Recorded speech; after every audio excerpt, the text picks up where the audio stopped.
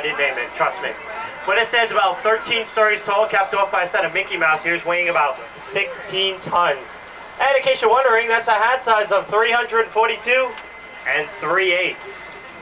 Over to your right here is our motor pool section, closer to the ground. Two futuristic looking police cars are from Bolater and are starring Harrison Ford. Red Coyotes from Hardcastle and McCormick.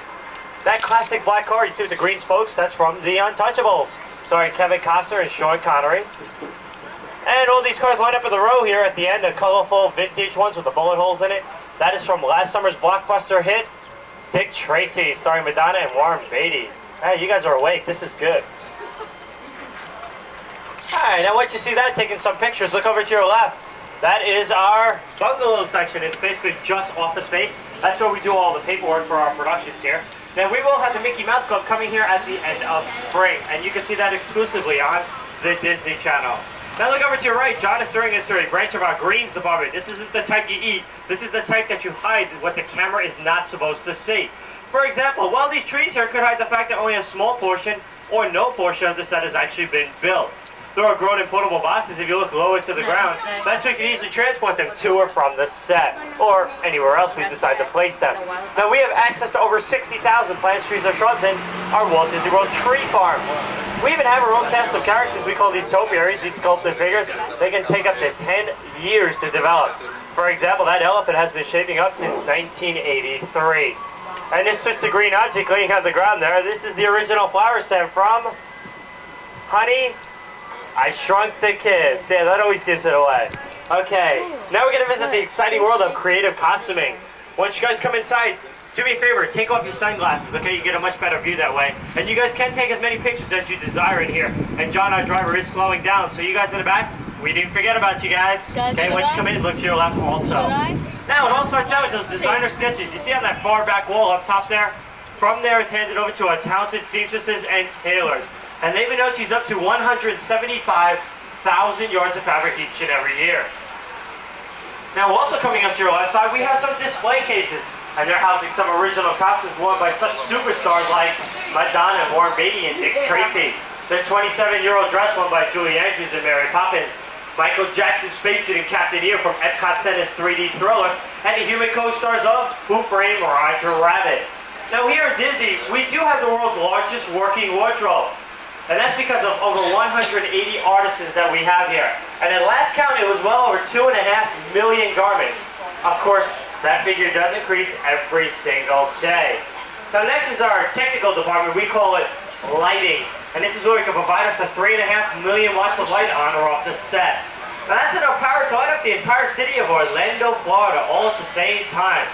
And if we need to change one of those light bulbs in those lights, some of them cost well over $2,000 a piece. Alright, finally is our Dick Tracy makeup shop. These masks were created by Caglione and Drexler, and of course they were nominated and they did receive an Academy Award last Monday night for their work in Dick Tracy. Alright, the next two windows is our camera department. This is where we house and maintain some of the film and video equipment used here at the studio. Some of those cameras range from $60,000 to over $150,000. So needless to say, they take very good care of them. And finally, it's our scenic shop. This is where we begin construction of sets. We later finish them on sound stages.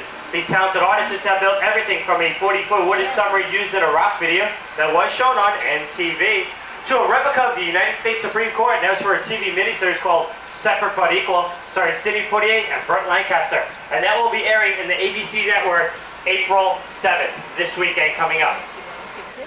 And let's see now. Well, they also built a set called the Standing Set. You know, that's something that remains standing, never take it down, hence the name, Standing Set. That can be as simple as a bedroom or a living room, or it could be as elaborate as an entire house. And right now, I think John and I are going to show you some very unusual houses. Right, John? Yeah, okay, because wherever John goes, well, we have to go with him. So. Alright, now when a production crew travels to a city or town to film on location, they usually run into several problems. You know, you've heard of before, like traffic, noise, crowds, the weather. So to get around these problems, what they do is film on a backlot. This part of our backlot, we call it Residential Street, and well, you'll figure out why in a couple seconds, but before you guys decide on packing your bags and maybe relocating down here to Walt Disney World, well, take a look at this first house coming up to your right. It's a Pennsylvania Dutch. Oh, it's even for sale, but before you guys change your mind there, well, you might want to look right through it. Yeah, it's just a facade. It's an empty shell. There's no back walls on it. Gives a new meaning to the word open house, that sign in front. That's okay if it gets a little drafty. Here in the back lot, you know, we can even control the weather. And we're going to show you that a little bit later, so keep that in mind. Now, the next house on your right here is a Midwestern style, and that was used in a Touchstone comedy film, Ernest Saves Christmas, starring Jim Varney. Once you see that, look across the street, that's an Art Deco. In the driveway, 1963 teal-colored Cadillac Coupe de Ville. And that was used in the Hitman, you know, starring Richard Dreyfuss and Danny DeVito. Now, there are 7 different architectural styles here on Residential Street. Of course, that represents every area of our nation. Now, you want to check out the second house to the left here and get your cameras ready, because you probably will recognize it even before I mention it. This is from the Emmy Award-winning Golden Girls. Yeah, I knew you guys knew that. Yeah. Starring Beyonce, Betty White, Rue McClanahan, and Estelle Getty. Shoot the exterior footage here on our backlot, then they edit it together with interior footage that we shoot in a soundstage. And when we put the two together, of course, that's when we get our finished show. You can see on NBC every Saturday night. Now check out this next house on your left here. You're going to see a total house in contrast, as I call it. The right half of the house looks pretty well fixed there. Yeah, nice, well maintained. But that left side, I don't know. That's pretty scrawny looking there. Has that aged look, you know, about 40 years lack of maintenance. And I hope they cleaned it up because it's looking really bad there. But actually, paint designers came in, they painted that on, it took about 2 hours. And of course, they can change it back anytime they wanted to. They wanted to show you how versatile these houses on Residential Street actually are. Now look over to your right here. This is a very interesting facade. Yes, it's a facade, it is fake. Okay, it's just a structure there. It is a 1930s Bulldog Cafe, of course a replica. That was just a film called Rocketeer, done by Hollywood Pictures, Disney's newest film label. Of course, that film hasn't come out yet. That will be due out June 21st of this year. So check it out. If you want to see a preview, visit Inside the Magic Special Effects and Production Tour. And I'll tell you how to get there just a little bit later. Now look over to your left there, or straight ahead, whichever your angle is. This is, New York Street, a little place on the Big Apple. And that gem in music is the theme song to the awesome Teenage Mutant Ninja Turtles. That is the stomping grounds out there. By the way, you guys can visit that later on in the day.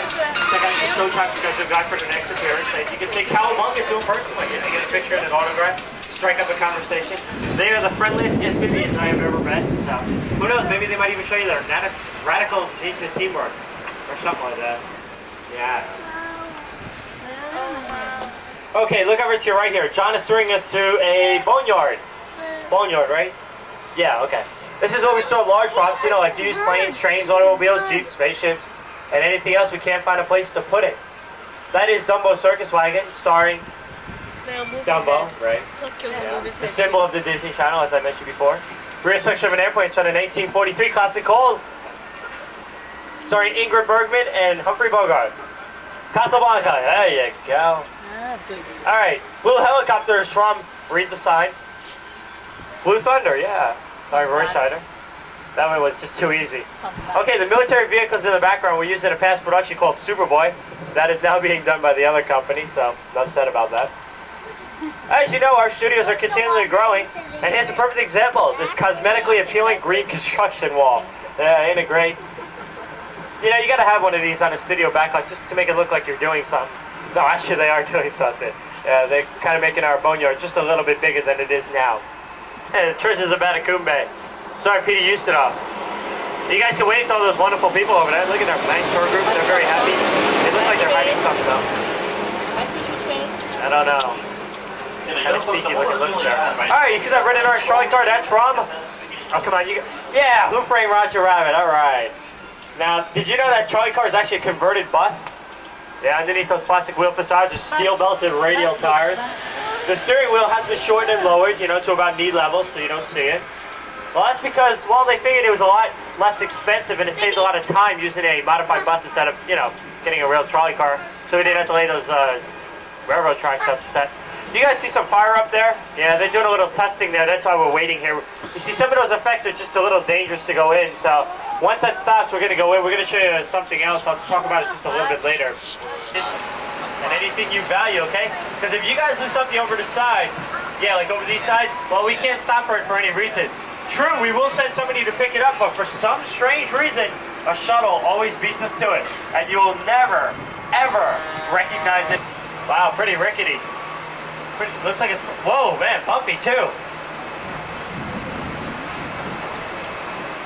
Wow, that's not looking too good, but can't turn back down, can we? All right, now as you come in here, look around. This canyon took about 6 months to build. It's an exact model of an actual canyon out in California, in Death Valley.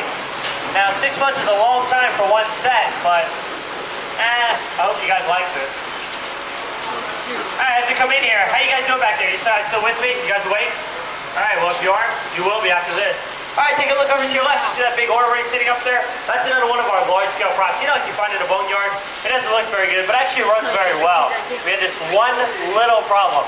Yeah, we couldn't drive over to Deep Ravine to get it there. They forgot to build a road there, you know, to drive it across. So what we had to do is hoist it up and over the canyon walls, and then we load it to place by a crane. Now, the script of the movie called for a heavy downpour. Surprise? Yeah. As you know, time is money, so that camera's ready to roll. That water's got to be ready to fall. And actually, this is created by high-bound water source located up and overhead. It's just out of the camera's range, and now it's on the edge. You can water up and out in a crisscross pattern to give it a natural wind-blown effect. And yeah, it's going to start blowing in right now, so wait again. Yes. Wait, 3, 1, take 2. Oh no, that's the unfixing! Oh my goodness! Oh god! No, what's going on? Guys, you didn't push that red button, did you? Oh no, you didn't push the red. Oh, okay, you didn't push. Oh my goodness! You better call somebody. Tell this. They got the set. Got the set, guys. Come back, can you hear me?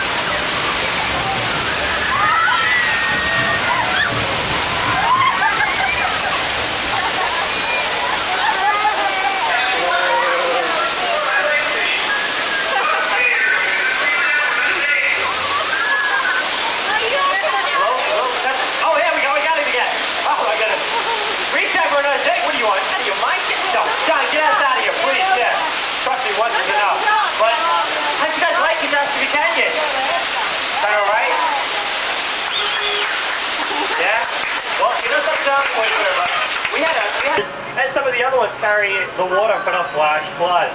Then we created that flood when we opened the gates to 3 large tanks, then located above the cane and released more than 70,000 gallons of water. Now to make that event a little more spectacular, well, they said there wasn't enough action. So what they decided to do was, well, they blew the water down the cane, you know, made those things. Alright, look over to your right here. We saw the awesome Teenage Mutant Ninja Turtles out here, still making their appearance. You guys can visit them a little bit later. This is New York Street here. Now, here's a perfect photo opportunity. Check this out. Look at this archway coming up to your right here. Now look right through it, okay? You see those skyscrapers in the background? They look real, don't they? Well, they're actually painted 3-dimensional flats. It's a trick called forced perspective. The real Empire State Building in New York City is over 100 stories tall. That one there is only 4 stories tall. And it's about 2 inches thick. And about a block and a half away, even though, you know, the speed will tell you it goes on forever. Now, we are rapidly ending the Backstage Studio tour right now. Now, as we are actually ending the Backstage Studio tour, you guys have many choices once you exit this tunnel. One thing is perfectly clear. Please follow Roger around and take footsteps on the ground there and go into the loony bin. Also, we have a beautiful young tour guide over there with a bright yellow flag. You can follow her and she'll lead you to Inside the Magic Special Effects and Production Tour. Okay, that is a 1-hour walking tour and you might want to check it out. It is fabulous. If not, you can always go into the loony bin and check out the studio catering.